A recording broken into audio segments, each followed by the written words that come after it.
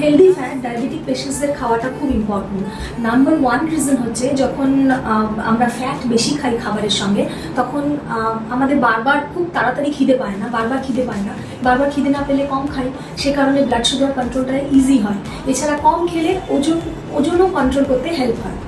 Second point হচ্ছে, যদি diabetic পেশেন্টসরা খাবারের মিলের মধ্যে কার্বোহাইড্রেটের সঙ্গে ফ্যাটের পরিমাণ একটু বেশি খান বা প্রোটিনটা একটু দিয়ে খান, কার্বোহাইড্রেট, ফ্যাট এবং প্রোটিন সব কিছু যদি ভালোভাবে থাকে, তাহলে কি হয়, ওই খাবারের মিলটা থেকে যে গ্লুকোজটা শরীরে গিয়ে ব্লাডে বাড়ার যে একটা পিক যেটা হয়, যেটা একদম প্রচুর তাড়াতাড়ি বেড়ে যায়, ওটা তাড়াতাড়ি বাড়ে না, ধীরে ধীরে বাড়ে এবং একটা স্টেবল ব্লাড সুগার রাখে শরীরে।